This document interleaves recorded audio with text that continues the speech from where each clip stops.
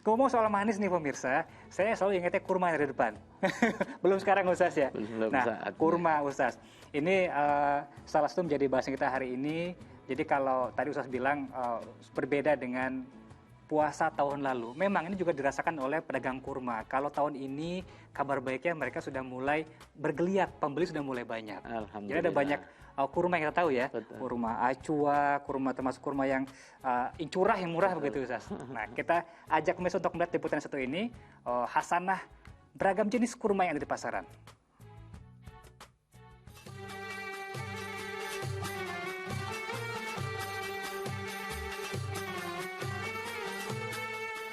Setiap bulan suci Ramadan, kurma jadi komoditas penting yang punya daya tarik tinggi. Di kawasan Blok C Tanah Abang, berjajar toko penjual kurma yang dipadati pembeli sejak seminggu terakhir. Nah, yang paling banyak diminati pembeli yaitu kurma Sukari dan Tunisia Madu.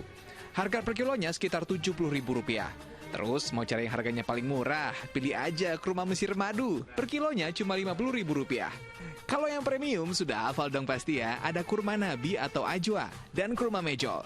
Hampir mirip dengan kurma Lulu, jadi harus teliti ya.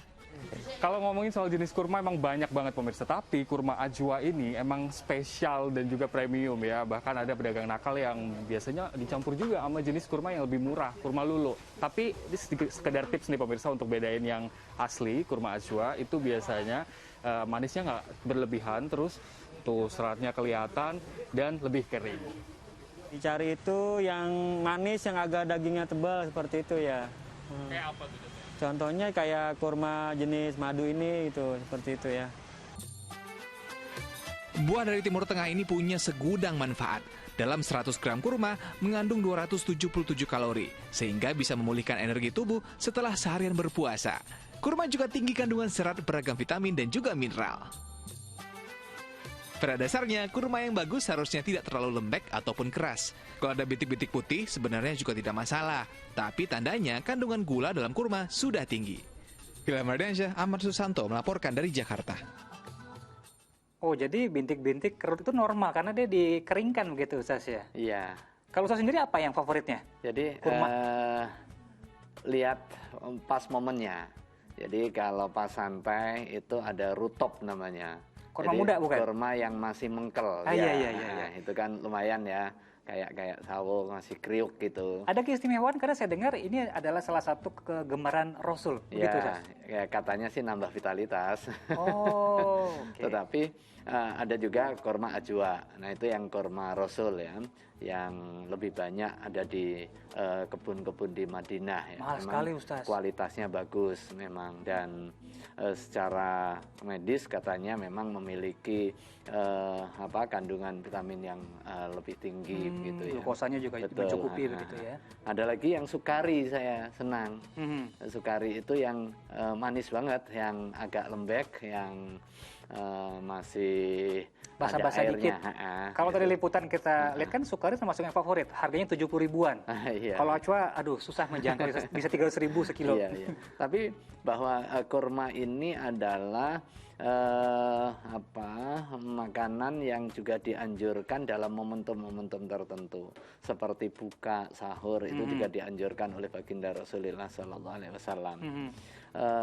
Seperti yang saya sampaikan, puasa itu adalah dogma, basisnya kita mengikuti, tetapi di situ ada hikmah. Nah, kenapa baginda Rasulullah SAW menganjurkan puasa itu berbuka diawali dengan sahur, diawali dengan kurma. Ya. Idza aftara ahadukum falyuftir bitamr. Itu bab soal nutrisi ya, soal mengembalikan tenaga dulu. Mungkin ada kaitan sama glukosa tadi kali Ustaz, cepat diserap oleh tubuh yang berpuasa ya. Makanya olahragawan kan biasanya juga begitu ya. Kismis Ustaz, hampir serupa dengan kurma ya. Betul. Ini kan bab soal anatomi tubuh. Nabi itu kan nggak ahli biologi, tetapi ini semakin menguatkan kita bahwa Nabi memperoleh wahyu dari Allah Subhanahu Wa Taala. Apa yang diajarkan oleh baginda Rasulullah SAW, apa yang diberikan direksi, itu selalu mendatangkan hikmah yang baik. Sama dengan kondisi puasa, disebutkan sumu tasihu, puasalah kalian, kau akan tambah sehat.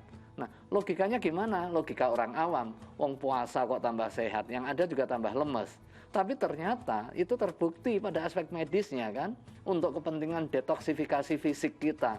Setelah 12 bulan kita 11 bulan di drill, dimanfaatkan fisik kita, maka kemudian ada 1 bulan untuk diistirahatkan, kemudian menstabilkan konsumsi. Karena pada hakikatnya ancaman sakitnya fisik kita di samping pikiran juga soal makanan dan juga pola istirahat kita. Maka kemudian dinormalisasi begitu. Karena momen normalisasi tentunya juga sayang kalau kita asupannya tidak bergizi gitu. Harus pilih-pilih, salah satunya adalah kurma yang kaya manfaat tadi. Betul.